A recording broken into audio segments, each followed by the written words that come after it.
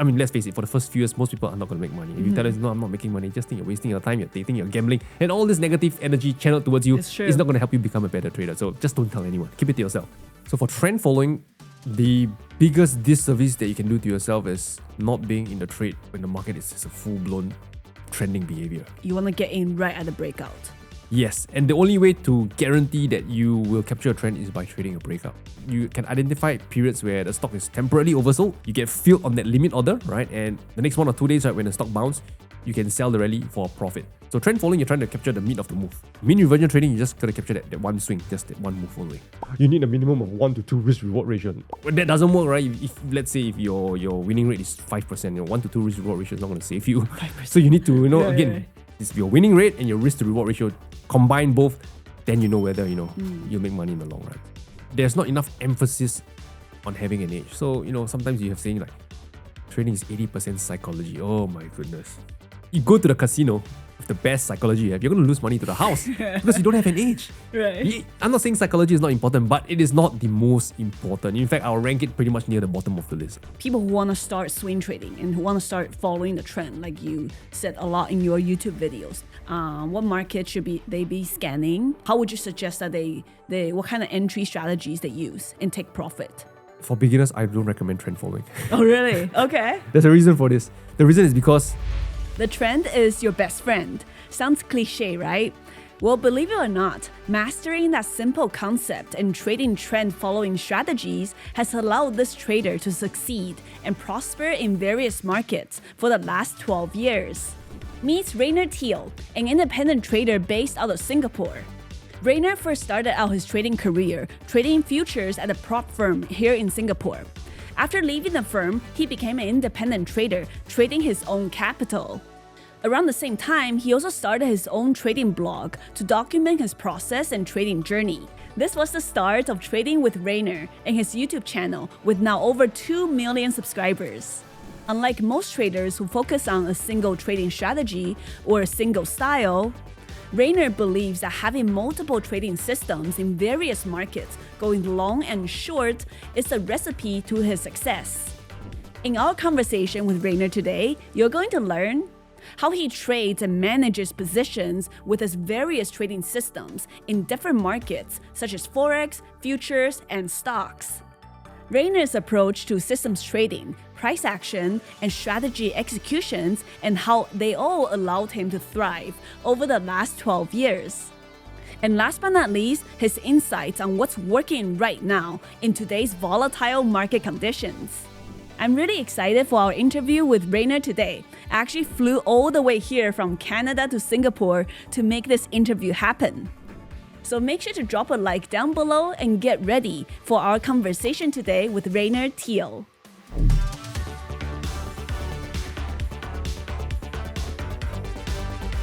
Rayner, welcome to the show.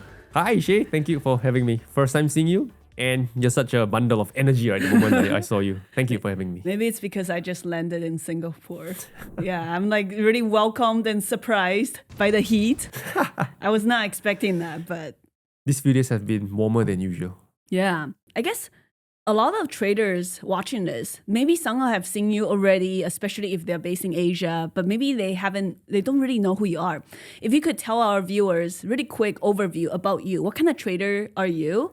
And what areas of the market and what strategies are you focusing on? Just a quick overview. Okay, so as of right now, my trading has evolved throughout the years, but as of right now, as we are speaking, I'm largely a systems trader, right? So I have multiple trading systems trading the stock markets, ETF markets, as well as Forex and commodities.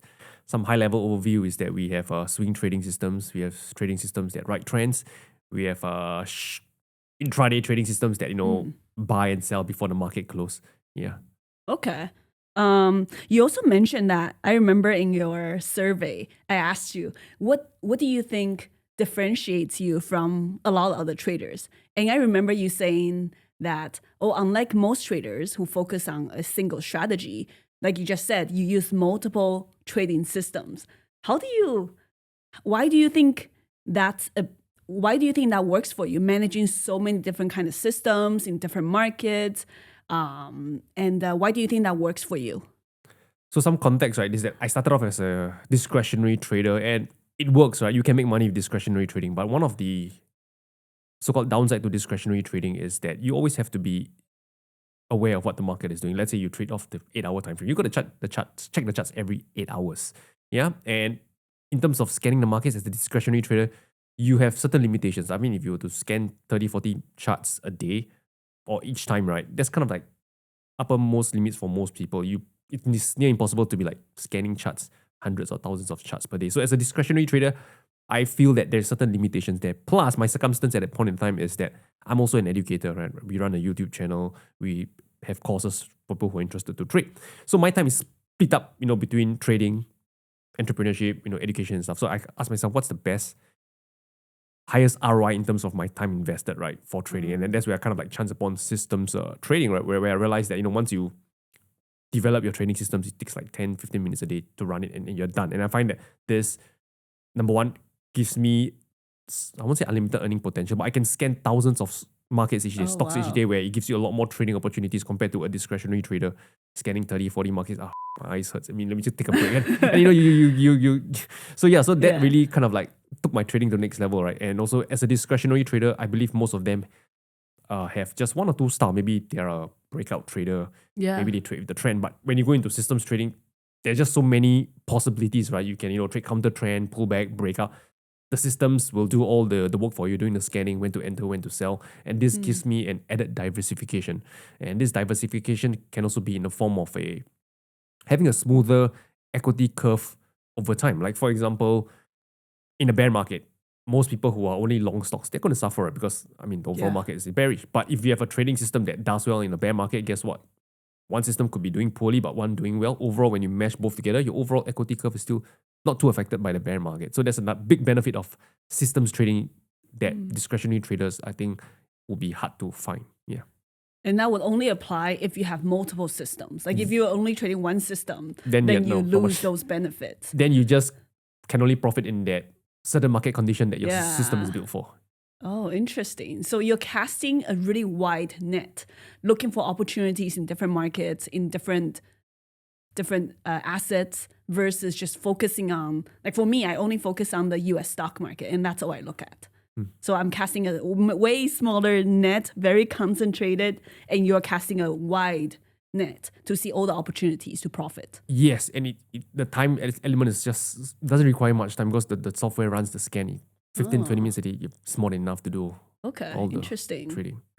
I'm sure you know, and all the viewers watching this know, that this year has been a little bit difficult for trading. Like with all the uncertainty in the market, what is the one trading system that's your favorite so far this year and that you think, just give us a quick overview, why it's performing well for you in this market and how are you adapting? Okay, so let's talk about the adapting part because I think that's the easiest one to answer for now. So I learned this concept from my friend Cesar Alvarez. So I once asked him, right, Cesar, because he's a systems trader as well. Hey, Cesar, there's so many trading systems, and the last thing I want is to get caught in a trading system that goes into a drawdown. You never know when the drawdown is end, and if your money is still stuck in the system, your money just get depletes over time. How can I avoid that, Cesar?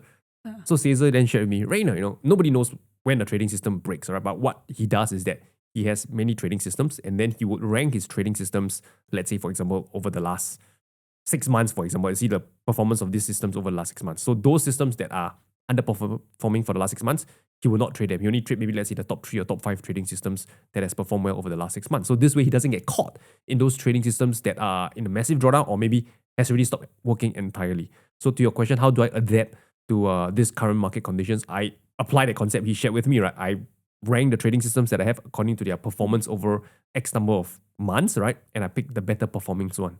And right now, as we are speaking, the better performing ones is actually one is a intraday long trading systems. The idea behind it is that it identifies stocks that are in an uptrend and as a massive sell-off, one-day sell-off during the day, could maybe drop like 5-6%. Then that system will just simply buy. You catch the falling knife because you don't catch the falling knife, but guess what? With clearly defined rules, you can catch the falling knife. And usually what happens is that this sell-off is temporarily oversold, and when towards the close, you have a slight bounce. So that's how the system profit.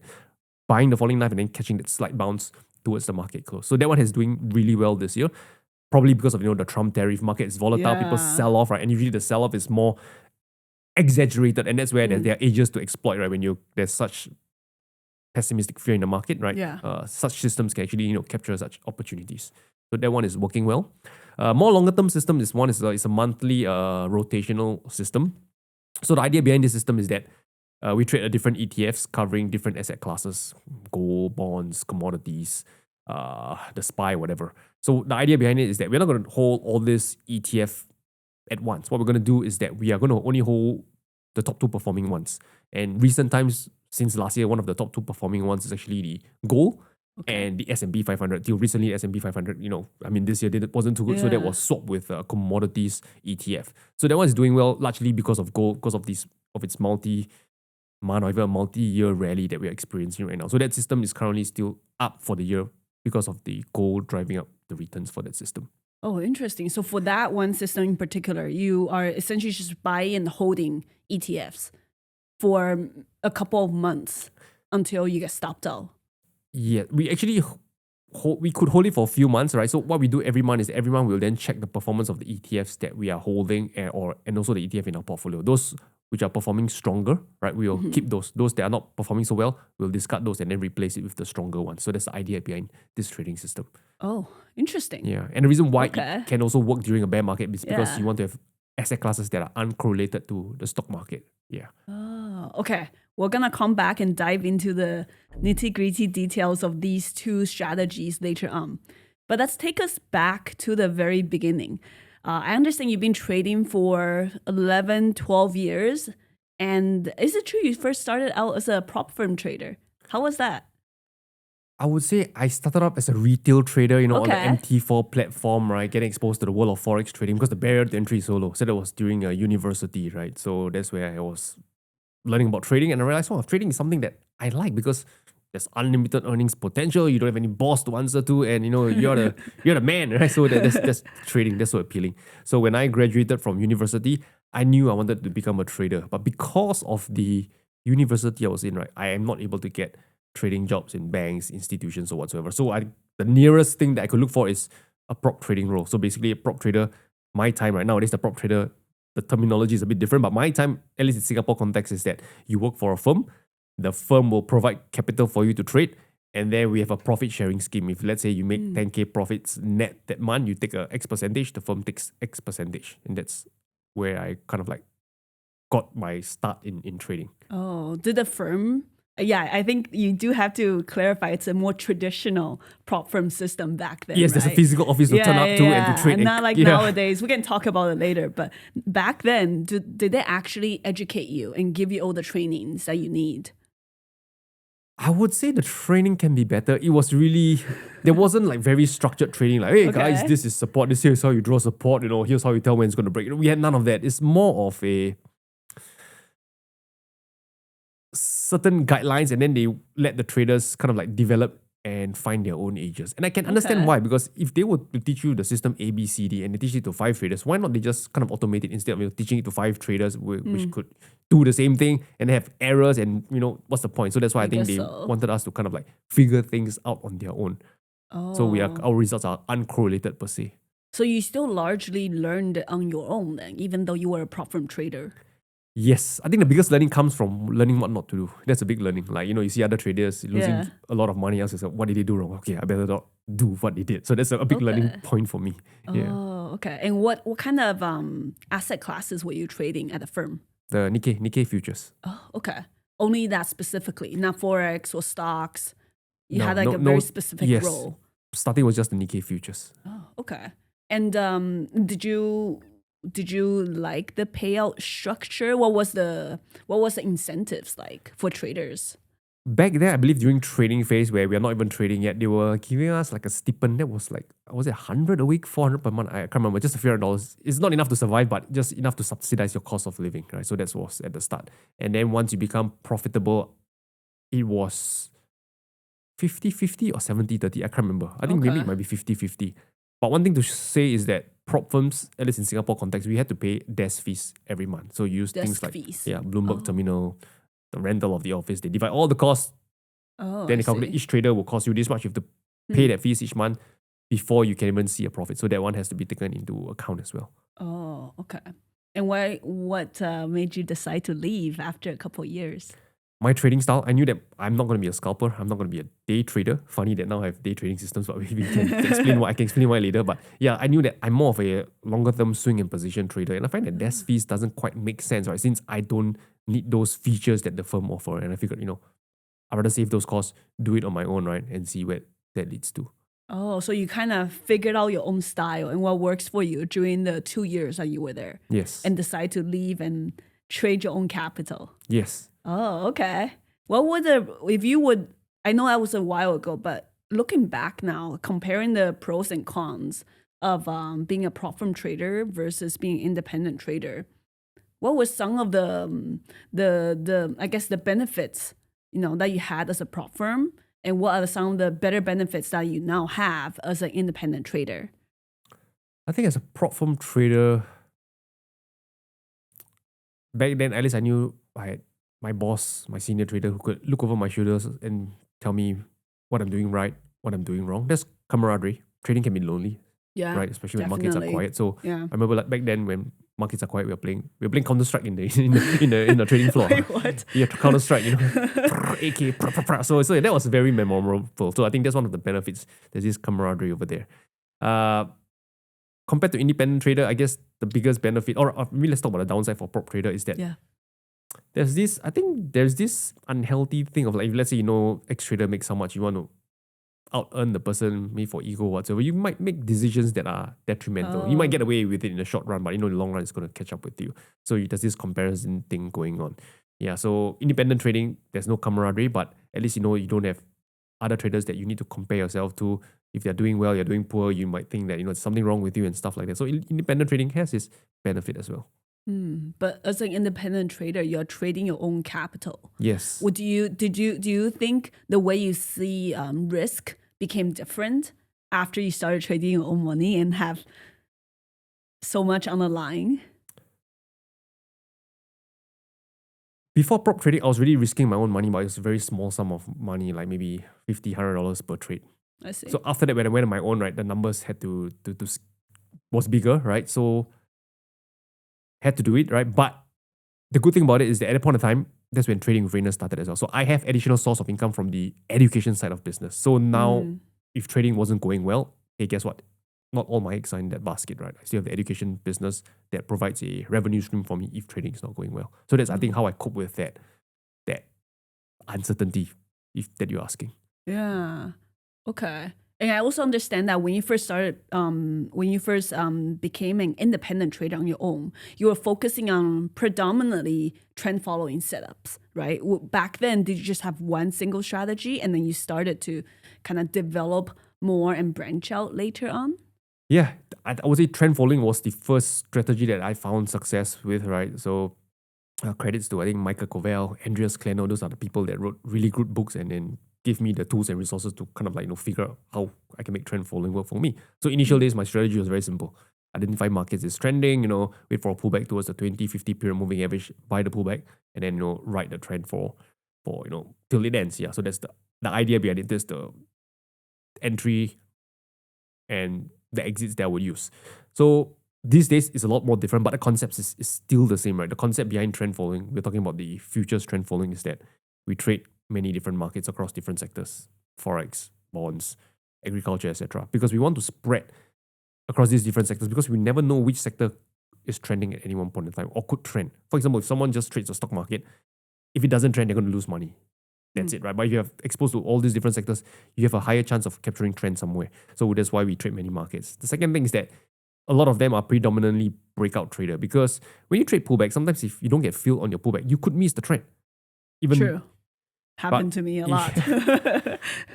But if you're a breakout trader, you might get caught in false breakout, but you are definitely guaranteed to catch a trend whenever it happens. So that's the pros and cons of breakout trading, right? You get caught in false breakout, but at least you're guaranteed to capture a trend if it happens. Whereas pullback, you might improve your winning rate, but you might miss the big move, right? So that's the pros and cons. So trend following, a lot of them are predominantly breakout trading.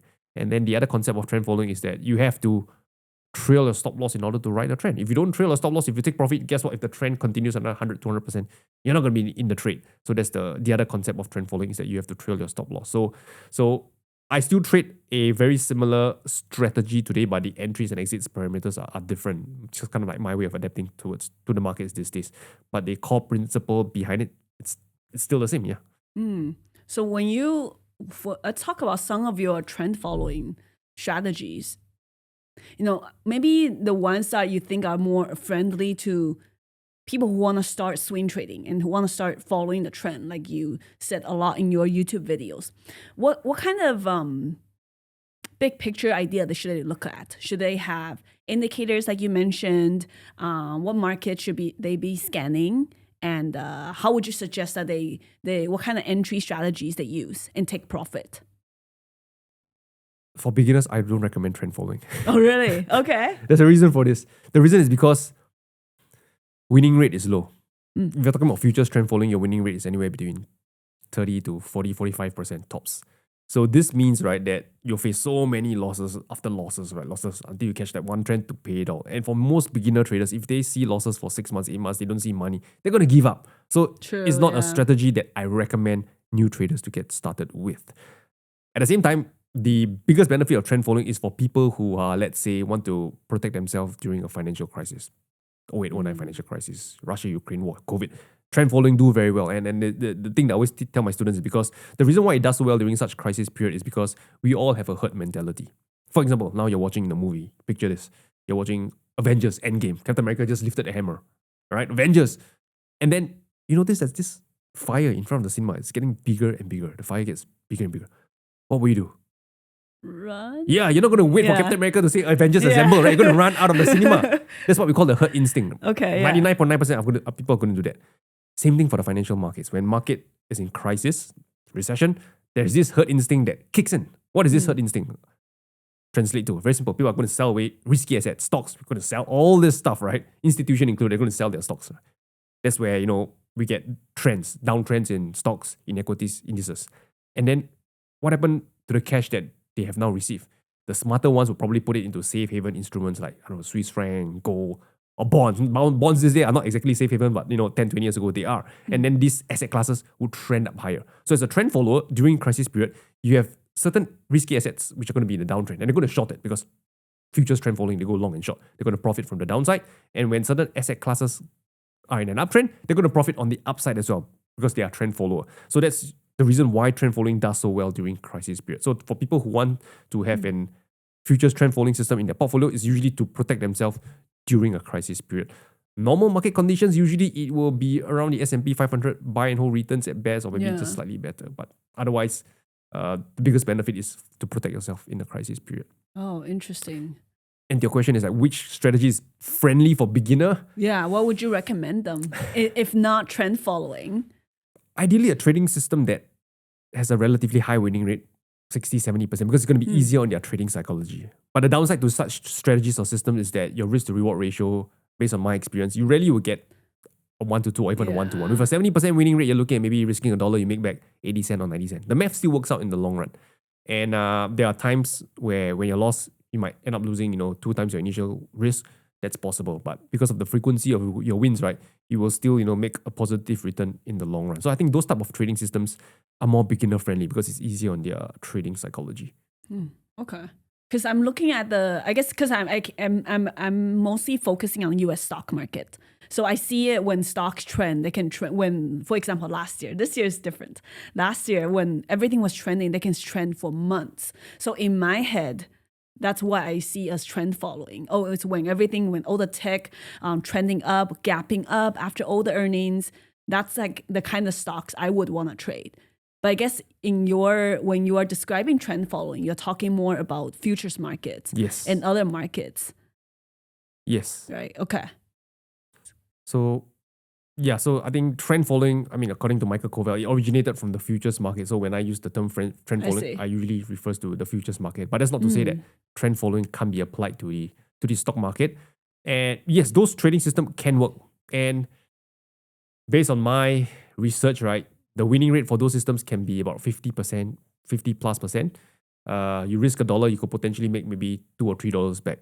The downside to those systems is that you got to be patient because there are times where, like for example, this year, those let's call it trend following stock systems are not doing well this year because Yeah. market is bearish. So for those systems, right now, most of them are probably in cash. Those systems usually have a trend filter built into it. So for example, what I mean by trend filter is that they will look at the S&P 500 and then determine, hey, is the broader market in an uptrend or a downtrend? If it's a downtrend, guess what? We'll hold in cash. We don't want to be buying any breakouts.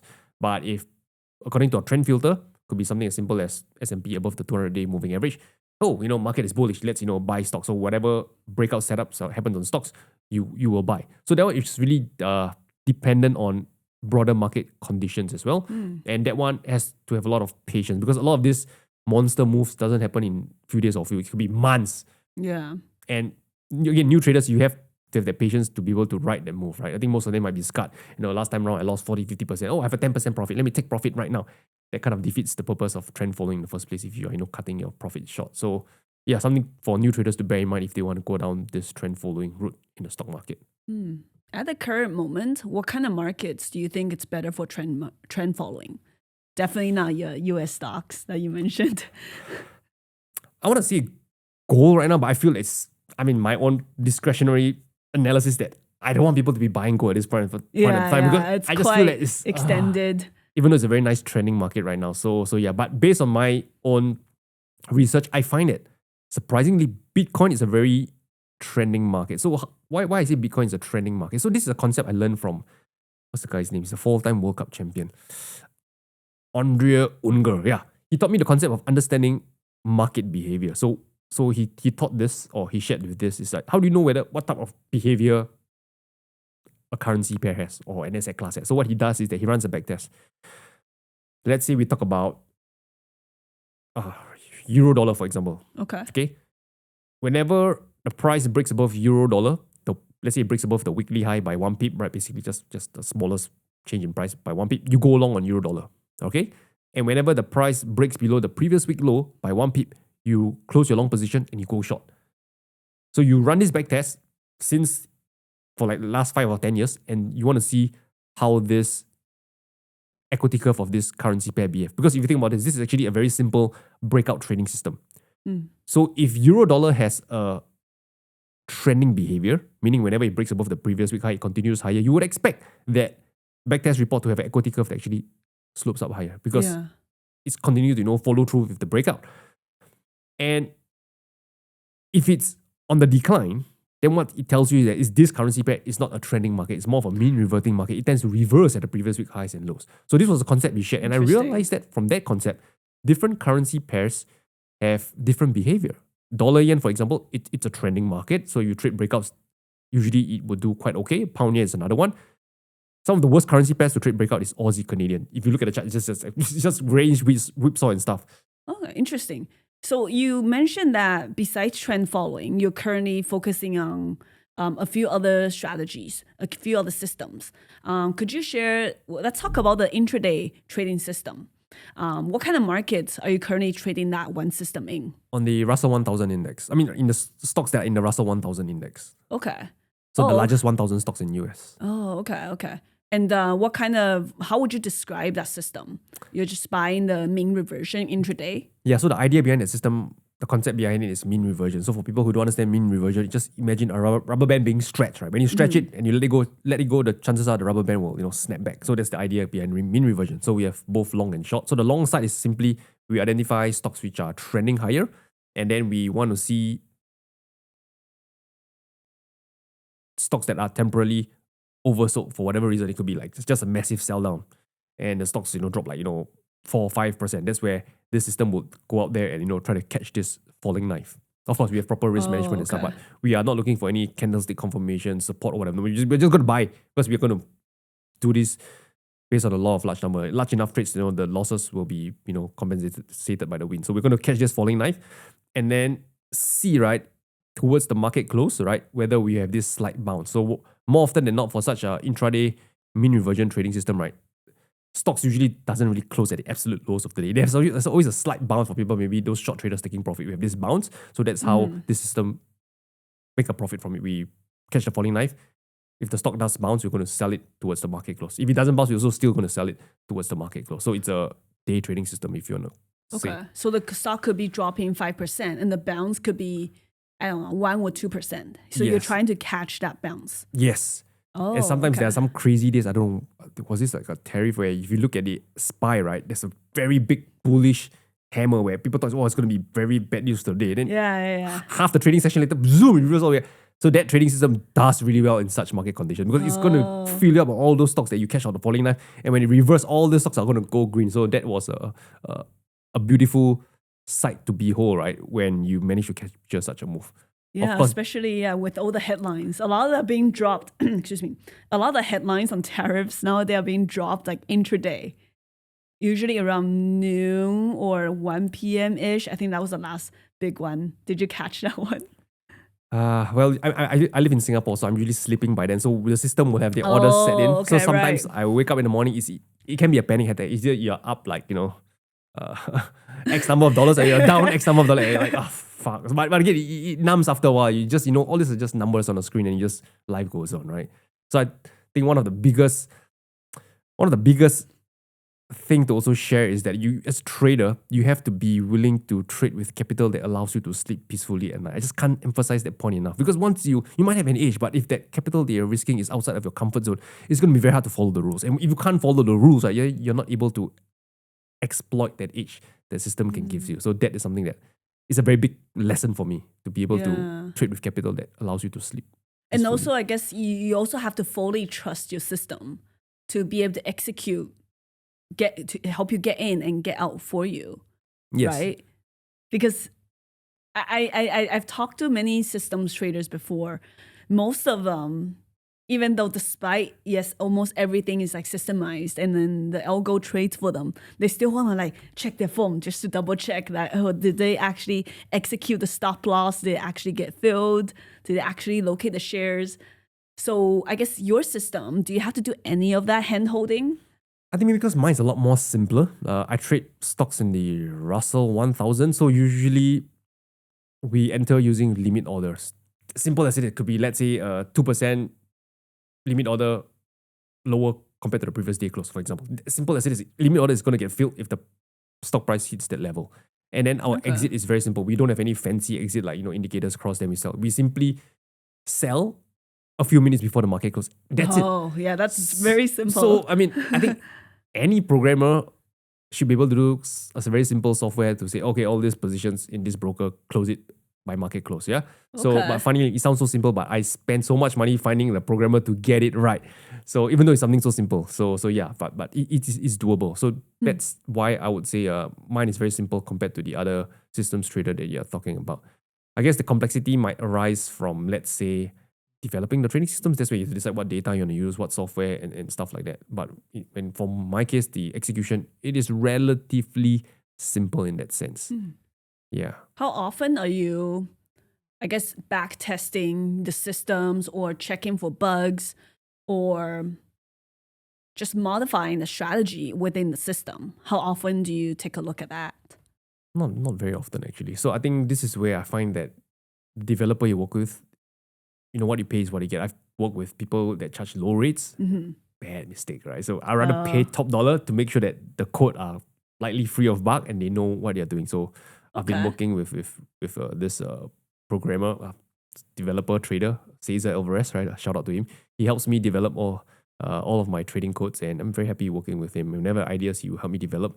And yeah, don't really need to, I myself don't have to make much changes to it, because if, let's say, earlier we talked about the concept that if a system starts to degrade, usually it won't be part of the system that I'll be trading as my portfolio currently. So that will kind of like, get kicked out one side. Then if I kind of realize, hey, why the system is, getting kicked out for quite a while, then I'll start to dig into, is it market conditions change or something has changed? Yeah, but so far, none of them has degraded to a point where I need to dig further. Yeah. Oh, okay. And you mentioned earlier, you kind of review the systems every couple of months to decide which ones to remove. Usually every month, end of the month, or the first trading day of the month, I start to look at it. How has the systems performed within expectations? I'll continue trading this basket of systems. But if, let's say, one or two didn't do so well, and maybe some that were previously underperforming and now starting to pick up, I might just swap them over.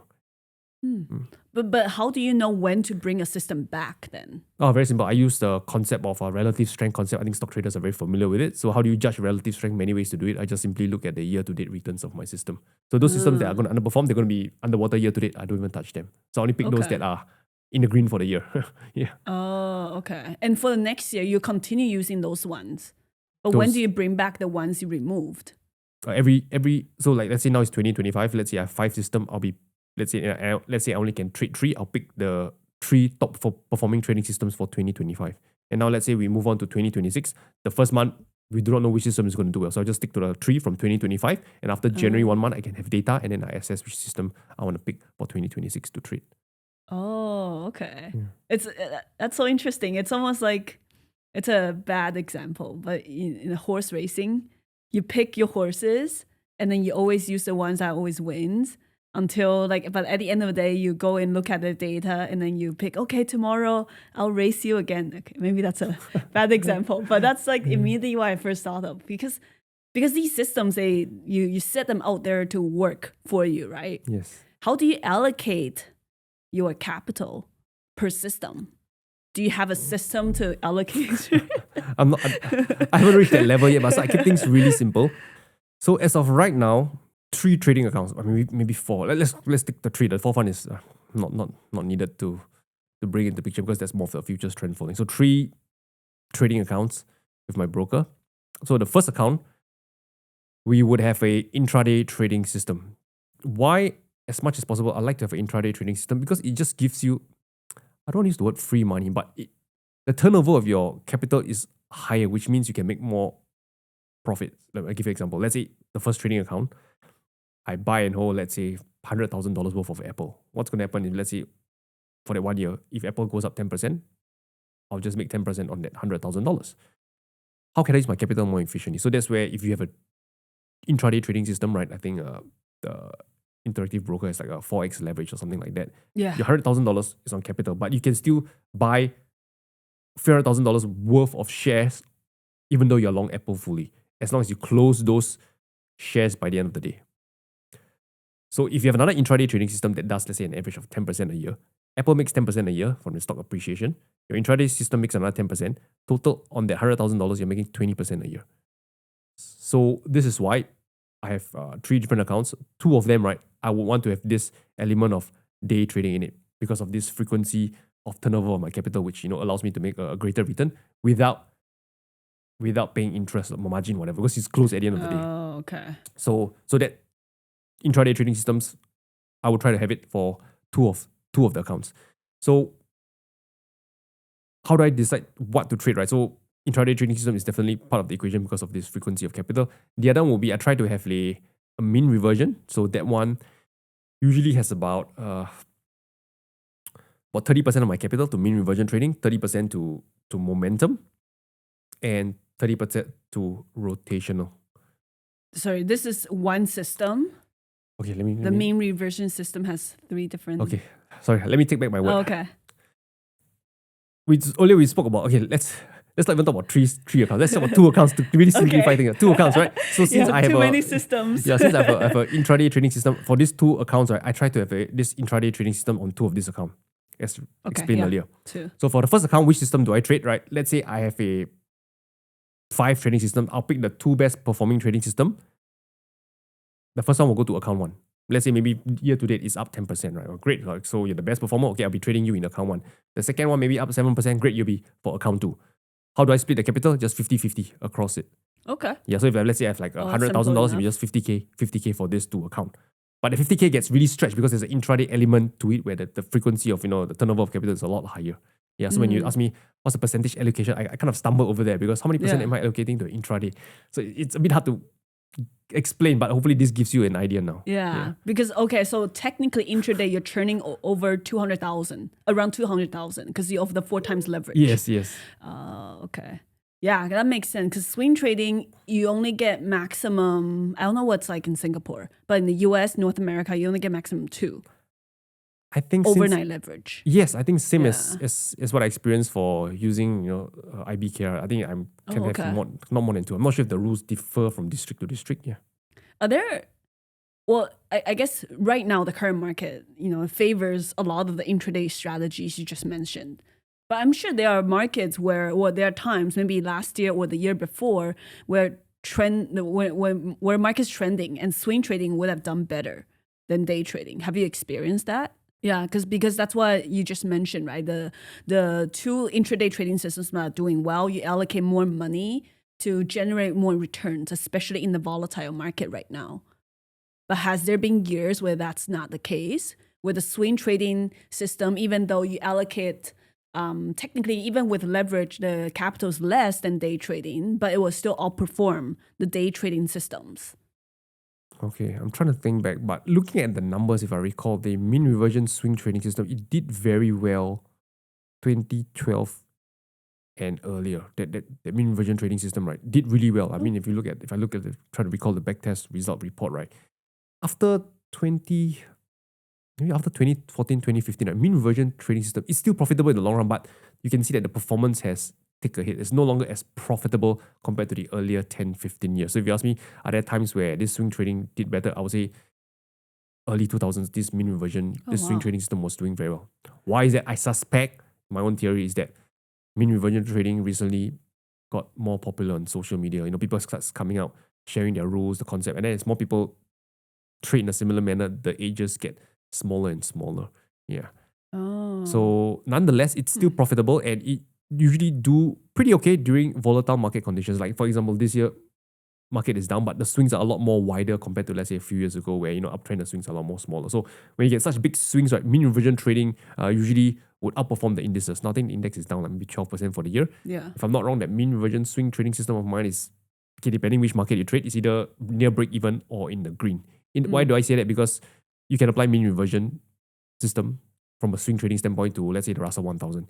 You can apply it to the NASDAQ. There's so many options of stocks that you can trade. So depending which type of stocks you trade, you can be break even or profitable for the year. So yeah, mean reversion trading, right, would do well in more volatile market conditions. Yeah. So you also do mean reversion, both a swing trade and day trade. Yes. How do you manage so many different systems? I know you said every morning you wake up, you check how each system's performing. But how do you keep track of them? I guess it's like going to the gym to build muscle. Right? Initially, nobody's going to lift like a 20 kg dumbbell, but over time, things progressively, step by step, you get better. So right now, so each day, because I tend to kind of like decide which trading systems to trade at the start of the first trading day of the month. So for now, every day I'm going to be trading the same system until, let's say, May comes, first trading day of May, I decide, okay, for the year to date, right, which trading system has performed, right? I'm going to pick those that has performed well. Okay, May onwards, I'll be trading this system. Then every day is just clicking a few buttons I would say my trading is not 100% automated. There are things that I still need to do, like the 5%, like updating the data, getting the signals, and then uploading to my brokerage account. Well, probably 10 minutes a day. So that's not too bad. Yeah. I'm a bit lazy, so I'm not trying to working with a programmer to eliminate that 10 minutes a day as well. So the moment the computer will automatically download data each day. So I'm trying to achieve that level, so I'm not sure if I'll succeed. So that's my next project. But yeah, that's pretty much how systems trading is done on a day-to-day basis. The caveat is the research takes a bloody long time. The researching of the trading systems, the testing, basically the homework that you need to do before you get to this stage. So that one takes a lot of time, a lot of effort, but I think anybody can do it these days with all the resources and tools out there at their disposal.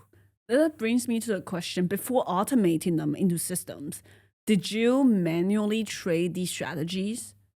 No. You did not. Because one of my earlier systems was mean reversion trading in the US stock market. So we are potentially trading all 1,000 stocks in the Russell 1000. There's no way I'm going to scan 1,000 stocks each day to see which stock meets my criteria. So when I started systems trading from day one, it's kind of like the scanning, everything is automated already. It's done by the software. Yeah, but where did the idea or like a thesis originate from though? Like how do you know, okay, mean reversion would work and therefore I should automate it? Okay, so that's where you backtest. And before the backtesting is the idea. Where do you get the idea? Again, I got to credit to those traders who come before me. People like Larry Corner, Cesar Alvarez. They talk so much about mean reversion trading on their book, their website, their blog, and it's out there, right? So the thing about trading is that you then got to get your hands dirty. You can't just take what someone say at face value. Say, oh, this thing works. Let me go and trade it in the live account. That's silly, right? You have to verify it. So that's where your work starts, right? Doing the validating, doing the verification. Okay, you say that this mean reversion trading system works. Great, you give me the rules. Great, I'm going to find out whether what you said is true or not. So this is where you do the backtesting on your own. And if you can't backtest like me, work with someone who can do that, right? And if you say that you can't find, then you're probably not trying hard enough. Yeah. Oh, okay. So you backtested with a programmer Yes. as well. Yes. Oh, okay. And funnily enough, the programmer that helped me backtest was one of the pioneers of mean reversion trading who talk about it. So that's where I learned about it. And that's where I realized, oh, this guy, he really knows his stuff. So why not get him to program for me as well? Because he's a quant trader. He programs and backtests lots of stuff. So I just, yeah. So now we're trading multiple systems. What's your routine like? How many hours a day are you actually sitting in front of the charts, looking at your trades? Because it sounds like you automated a lot of it, right? Yes, still quite a lot. It's a habit. I have 3 monitors. The right monitor always have my trading view charts shown up. I usually look at crypto markets, what the S&P is doing. So I kind of like have a feel of what the trading day is going to be like later on when you open. Because I'm in Singapore, market will open at night for me. So if I know the ES is down like freaking 3-4%, I know, okay, my day trading system is likely going to get triggered. Right? I better be prepared to make sure that, mentally, emotionally prepared that, when I sleep, wake up at night, the P&L would be quite a big swing. Like, for example, Trump, that tariff day announcement, that was a big swing for me. So I usually will just mentally prepare, what's going to come up for the trading day ahead. So otherwise, yeah, I just have a habit. I have a charts being put up there and 10-15 minutes to scan and place the orders. The rest of the time is pretty much working on the business, the education business, writing articles, filming videos, and stuff like that. Oh, okay. And market opens at 9:30 p.m. here. Singapore time. Now it's 9:30, yeah. 9:30, okay. You enter your systems and then you go to bed around 12. I'm an early person, so I'm a big believer in sleeping well, thanks to Brian Johnson. I'm in bed by 9 p.m. every day, actually. So I usually scan everything. I upload my orders around 5-6 p.m. Singapore time. By 9 p.m. usually I'm in bed or about to get to bed. But 9 p.m. the market's not even open. I don't even need to see it open, right? What? Yeah, the orders are already placed, right? If you get filled, you get filled. If not, I'm going to sleep no matter what. And usually I have a habit to wake up to pee around 4 a.m. That's where I check my positions just before the market is going to close. Yeah. Make sure that, things should behave the way it should. And once I'm done with my pee break, and I go back to sleep, and I'm up by 6 or 6:30 to prepare the kids for school. Oh, wow. I'm low-key kind of jealous. How is that though? Because I've been trading from Taiwan the last week or so. And then, pre-market opens at 4:30 p.m. I'll start looking. I don't really trade pre-market. And then usually I'm more active by 8 p.m. local time here. And then 9:30 market opens. I'm like staring at the screen until like 11:30 or 12. And I go to bed at like 1.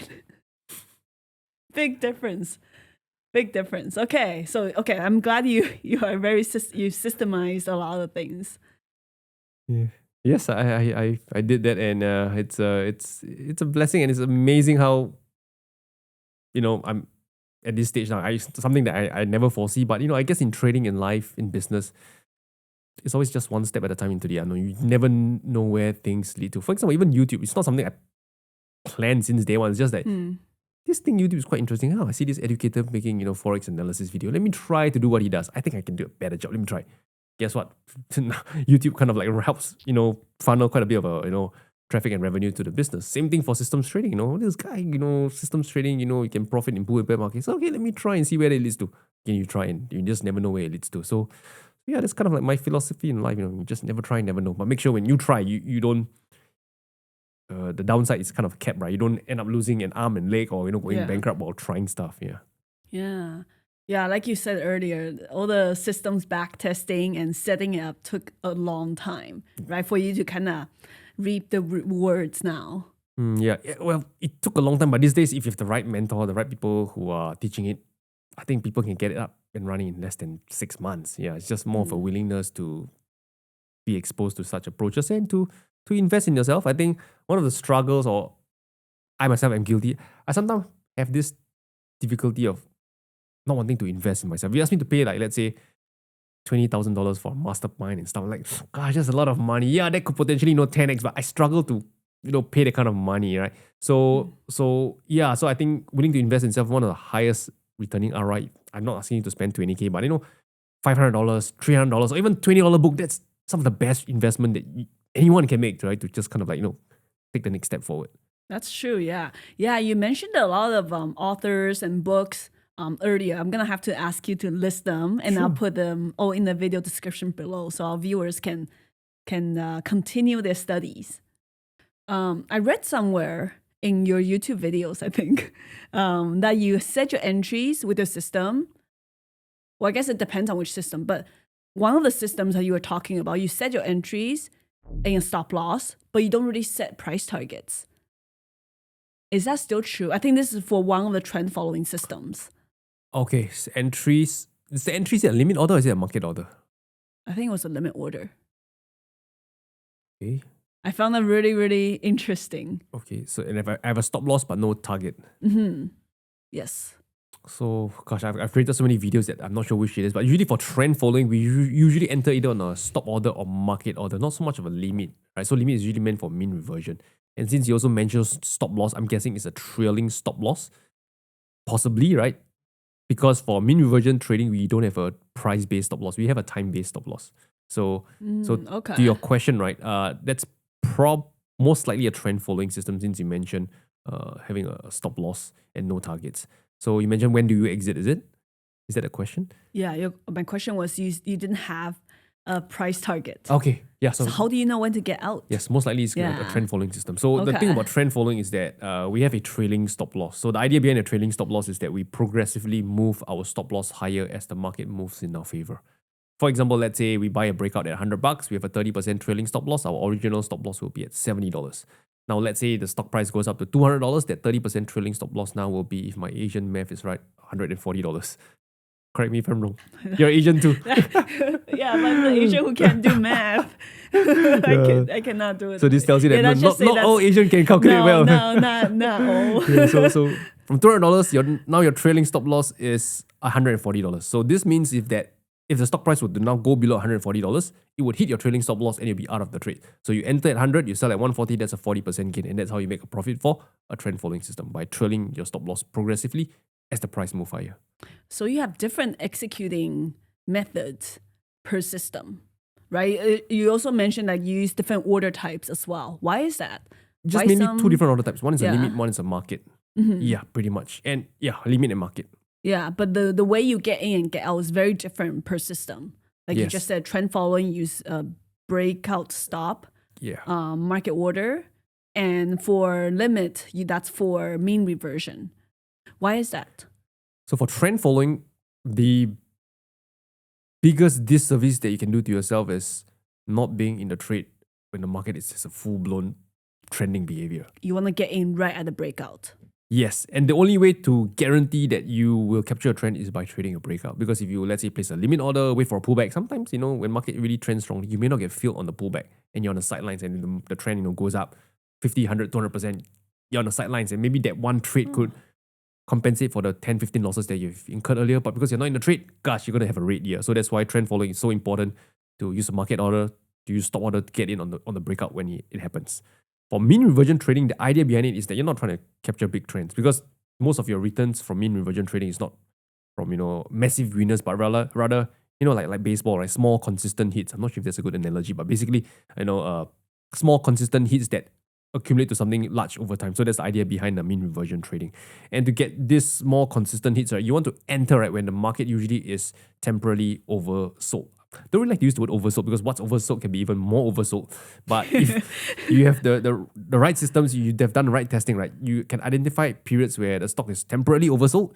You get filled on that limit order, right? And the next 1 or 2 days, right, when the stock bounces, you can sell the rally for a profit. So trend following, you're trying to capture the meat of the move. Mean reversion trading, you just got to capture that one swing, just that one move only.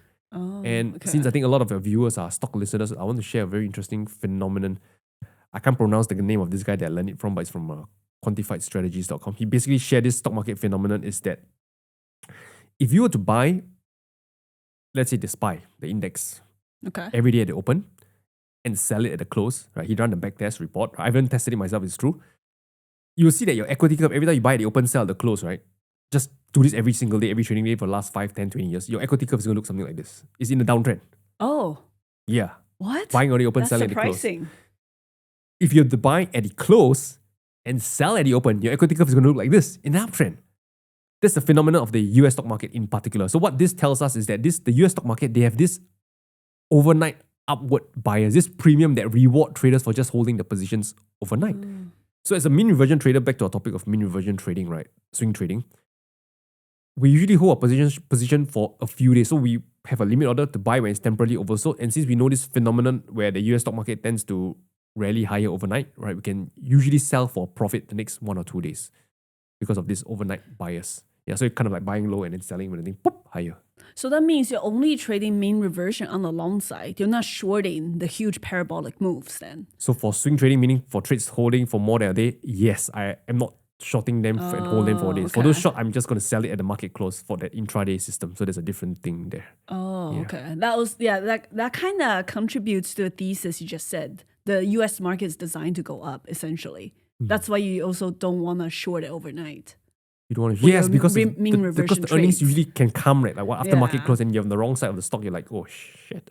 Yeah, so that's why for my intraday systems, when I'm short, it's always at the end of the market close, I'm out of all positions. Okay.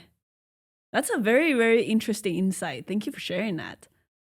What was it? Nextquanttrading.com or something? Quantifiedstrategies.com. Okay. I think it's quantifiedstrategies.com. Okay. Yeah. We'll leave that link below as well.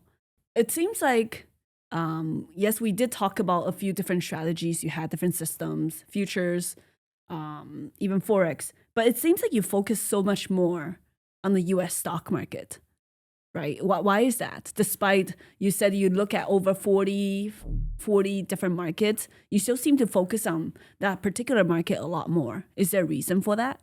Yeah, a few reasons that come to mind. Number one is liquidity, right? I trade a lot of the Russell 1000 stocks, so liquidity is so easy to enter and exit because I'm such a small fry, right? And also commissions, right? I think commissions are really low, really competitive. Yeah, so that's one of the bigger reasons. And also compared to let's say 40 different markets or different sectors, right? The stocks, you can have thousands of stocks. So the opportunities a lot more, even though they're all correlated, you have more opportunities compared to 40 markets, which are, let's say, less correlated to one another, especially like the futures market. So when you trade stocks in the Russell 1000, there's 1,000 potential trading setups you have each day. You won't get all 1,000, but you have more opportunities there. The frequency of your trades, the turnover is a lot higher because of this number of potential opportunities you have, and that's where you can make more money, per se. Oh, okay. Yeah, it's kind of the law of large number. Let's say, we're going to toss a coin, 50 heads, you win $2, tail, I lose $1.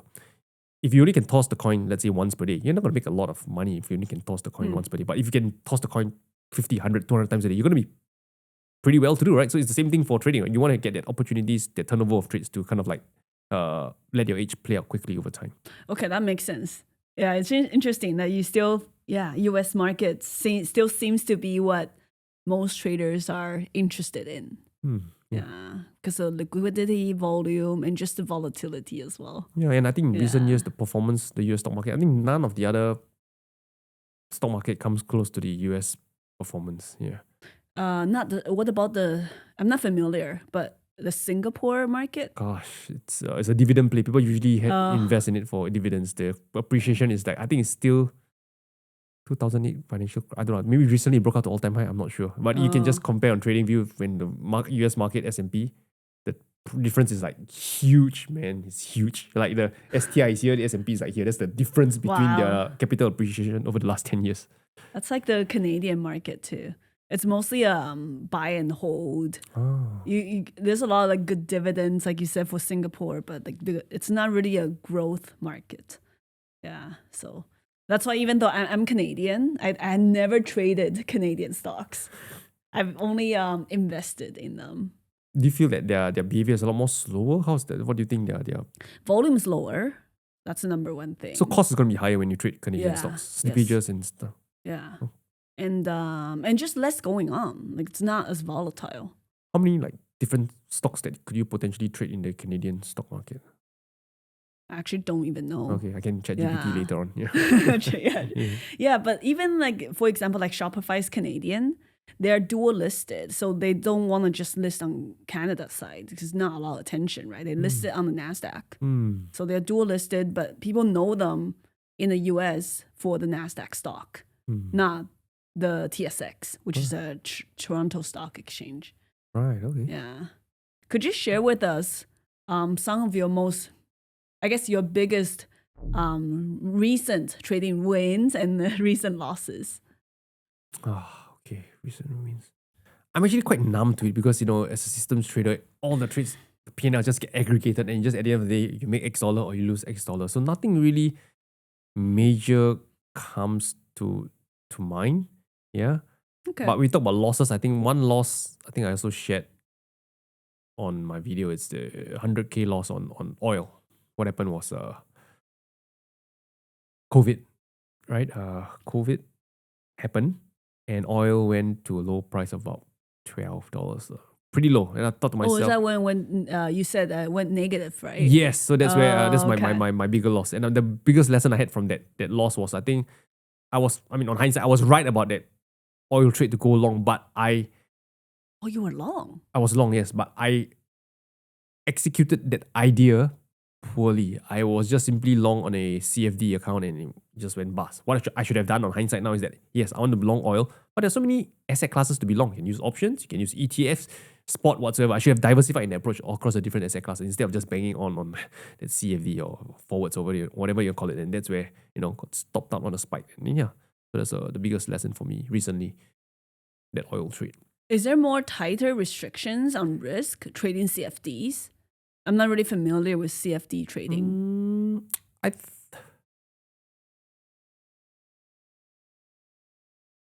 It's just like trading Forex. You usually have your entry, stop loss, and stuff like that. But for me, the 100K loss is that it was so-called a buy and hold. I was prepared to put there for a few years, but I didn't expect that the 100K would just be gone in a few days or a few hours. It's meant to be holding for a few years. I know COVID might take a while to play out, but within a couple of days, like nothing left. Oh, shush.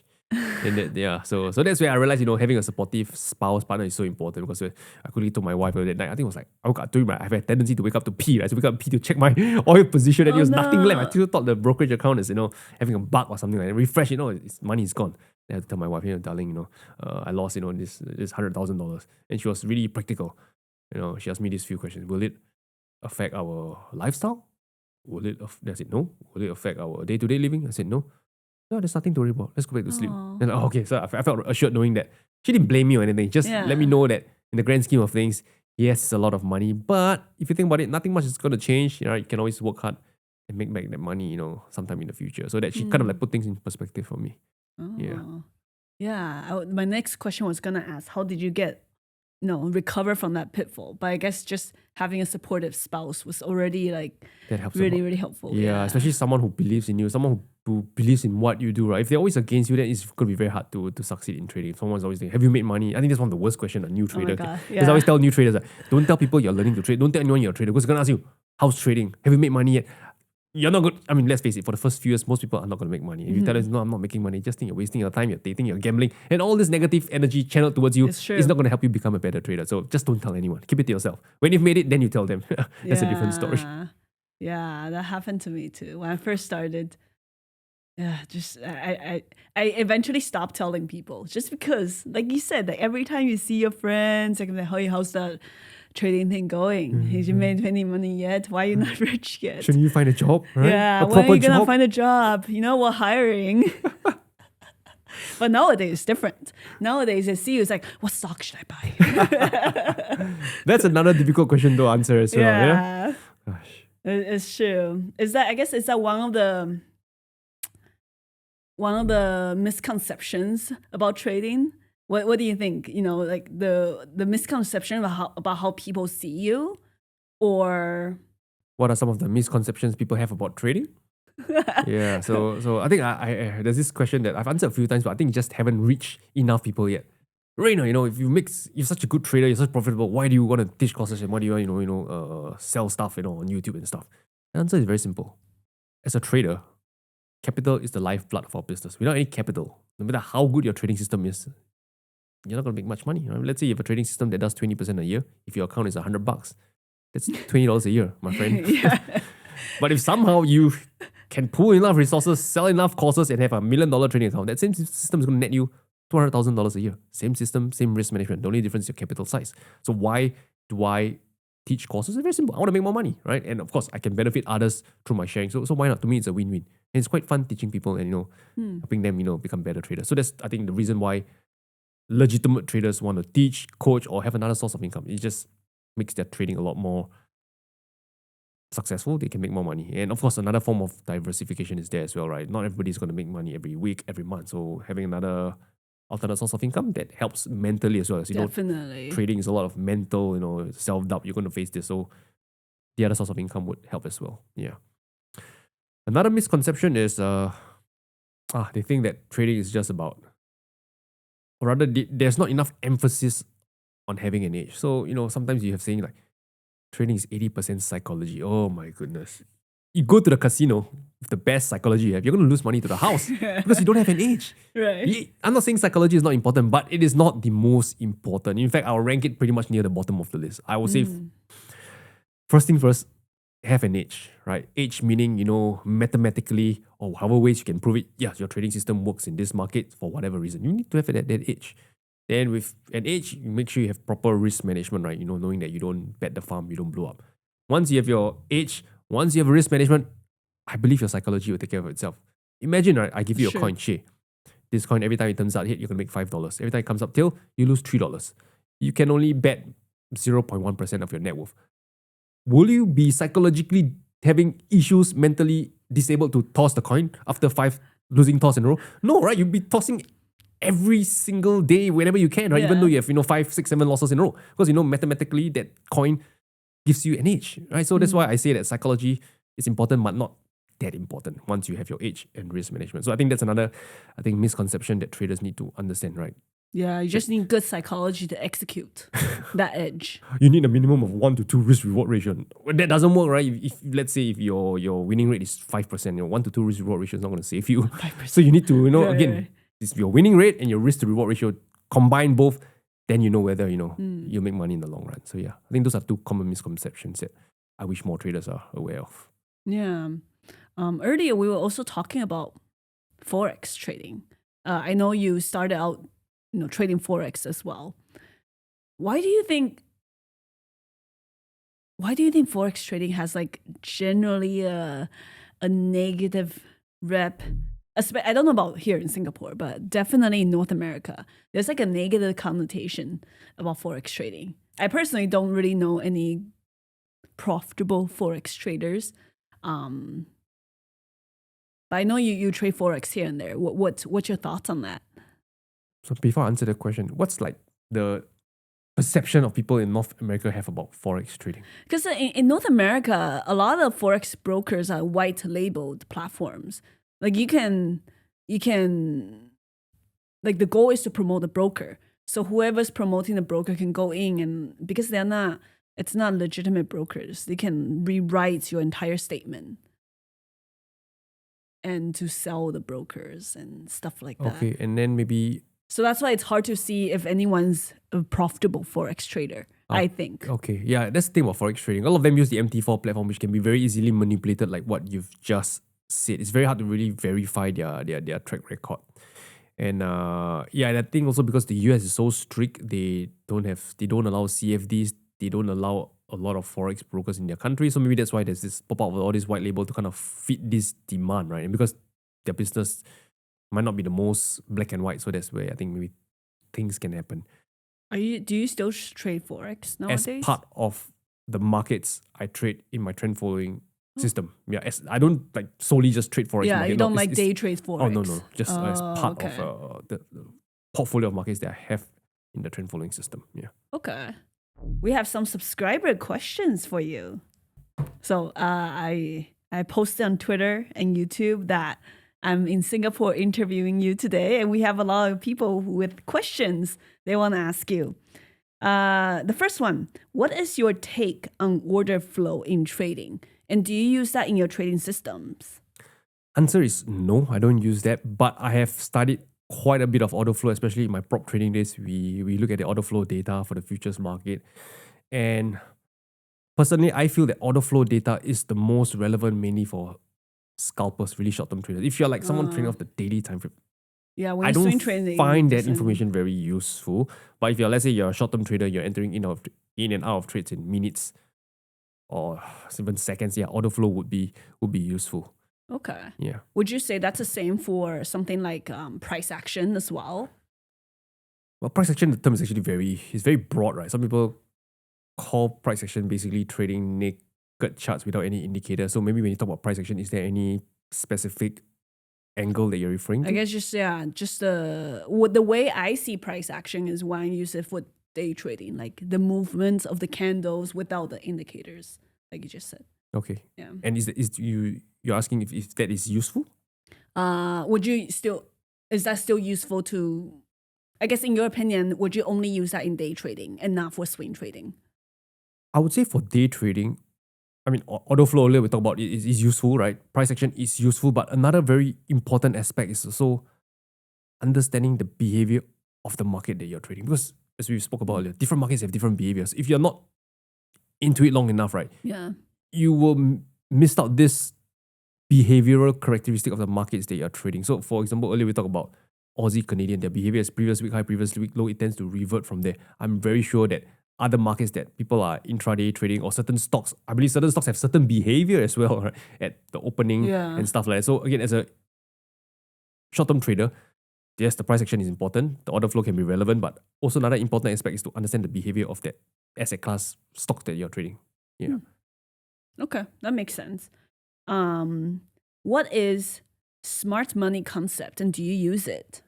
I see these like fancy terms online all the time. I'll let you answer this one, but I did a video on it and attracted quite a bit of people who are not too happy about it. But my take is I'm just going to say what I feel is it's like market moves in cycle, right? In the trading education space, it moves in cycle as well. Every few years, there's a new terminology that pops up. There's a new hottest day and hottest trend. Yeah, and again, I think SMC, I've done some digging around and you kind of realize that the concept is actually based on teachings of other traders who kind of like might have passed away or from 30, 40 years ago. I think one of the popular one is liquidity sweep, right? If you think about it, the idea of liquidity sweep, there's a SMC concept. It's basically price taking out the swing high or the extreme highs and then, we're closing back down lower again. That's the concept that I think Richard Wyckoff calls it the uptrust or the something along those lines. And Richard Wyckoff has already passed on. And the concept between the liquidity sweep and the spring and the uptrust is so similar. So it's basically taking old materials, regurgitating it and giving it a new name. Yeah. So if you want to study SMC, I have nothing against it, but what you should do is to actually validate the teachings. Right? And another thing to also add on is that, as you mentioned, right, on YouTube, so many people talk about SMC and people have their own different variations and flavor to it.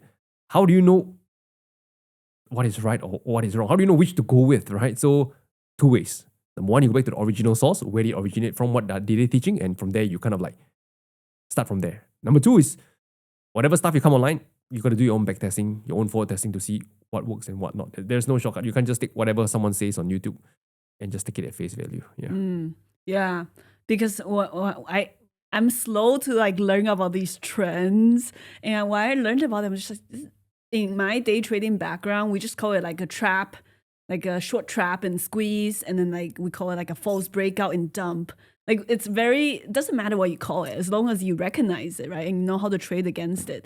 So I was like, smart money concept. What is this? I mean, it sounds really nice, but like at the end of the day, it's marketing if you ask me. Yeah. Giving it a new sexy name, Yeah. The other question another person had was, what are some of the difficulties you experienced as a trader, but also as a creator that you think it's creator being a YouTuber? What are some unique difficulties you had? Oh, so many comes to mind. Well, there's a lot that I thought I had, but now that you asked me to say, I got to think which is the one that I want to share. Okay. So you say that what is some of the difficulty a creator has in this trading niche? Yeah, I guess being both a trader, what are some unique struggles you have being both a trader and also a YouTuber? There's one big one that comes to mind and another one is a smaller one. So the big one is, I think, for most creator, there's always a cycle, right? At the start, when you have your first taste of success, you feel like, oh man, I'm going to do this forever. I'm going to keep producing videos, right? And before you know it, you are kind of like suckered into this world of YouTube, chasing views, subscribers, and whatnot. And if you're not careful, I know that I feeling. think, I think most people wouldn't know it till it happened to them. They realize that they're just kind of like on this content hamster wheel, right? Like last month, I'd have like 1 million views. This month, I'm not catching up with my production. I'm not meeting that 1 million views. I got to push it harder. And then you realize that the videos they publish out didn't do as well. And you're still far behind the 1 million views target that you had in mind. You feel demoralized. So I think as a content creator, I think many would hit this block, right? And you got to then ask yourself, is this something you want for your career? Is this something that gives you energy? Because if you feel that, oh man, this gives me energy, I love doing this, I may not hit my million yet, but I'm still happy, go for it. But for most people, I don't think they'll feel happy. They'll feel demoralized, burnout, depressed, whatsoever. Then I felt that way as well. Yeah. And how I kind of like got out of it is I think from this book called The 7 Habits of Highly Effective People by Stephen Covey. I hope I didn't butcher his name, Stephen or Stephen Covey. Yeah. So first chapter, that was, I think was one of the first few chapters. Begin with the end in mind. So at this point in time, right, some context that I was, on YouTube, maybe 3 videos a week, Oh my God. trying to, maintain my position, as number 1 or number 2 trading YouTuber guy. And then, when people are catching up to you, you kind of feel, oh man, someone is, going to overtake my spot, and I don't want to lose that spot, right? And coming from a background from someone who is, average, mediocre, and finally have a small taste of success, you don't want to lose this identity you had. But again, you're burning out. So where I really sat down and think was this book, it said, begin with the end in mind. So I learned that, on my deathbed, when I'm in the coffin, right? What do I envision? I'm already dead, yeah, but I'm now just kind of like playing in my mind. What do I want to see? What do I want people to say of me, my kids? Do they say, oh, my papa is a YouTuber? Fuck no, I don't even know what I do for a living, to this day, because I think there's no need for them to know. Right. And then that's where I realized that I want my kids to know that their father loves them, is there for every significant milestone of their life. Papa is there for me all the time. I'm a great friend. I'm someone who brings positive energy to people around me. That's what I want to be remembered for. And YouTube is like not even in any of the right at the bottom, or maybe not even in the list. And then here I am fretting today, I'm not meeting the view counts that I have. And then I think of the end in mind. Does the dog connect? It doesn't connect. Whatever I'm doing now has no relevance to where I want to be when I'm in that coffin. Then I realized I didn't snap out of it instantly, but after a while, things just kind of like, made more sense. And eventually today, I think I shared with you, I produce like maybe 1 video a month. I took a sabbatical recently, like a few months. And today, I'm not too bothered whether I have X number of views or whatsoever. And I'm just happy in my lane. Yeah, numbers are not doing so well, but I already know where's the end in mind I have, and I'm happily working towards it. Yeah, not kind of like getting stuck in this content cycle. Yeah. That's very insightful. Thank you for sharing. Yeah, I definitely felt a lot of that too, so I can understand how you feel. Especially COVID, right? Because COVID, everybody's at home, everybody's watching your videos. Every video you publish is like 50k views, 100k views. You don't want to stop that momentum. Yeah. And there was a wake-up call as well. Yeah. I think it's scary to get used to that and realize, oh, that doesn't last. Yeah. But thank you so much for sharing your insights on especially your trading systems and also life outside of trading. If people want to find out more about you, where can they go find you? Google Rayner Teo, I think something will pop up. Just make sure it's not one of the scam profiles, Oh my If God. not, just tradingwithrayner.com, and you probably can find the official accounts on the website. Yeah. And of course, people can find you on YouTube as well. Yeah, most definitely. Yes. Thank you so much, Rayner. Thank you, Shay. Pleasure is mine.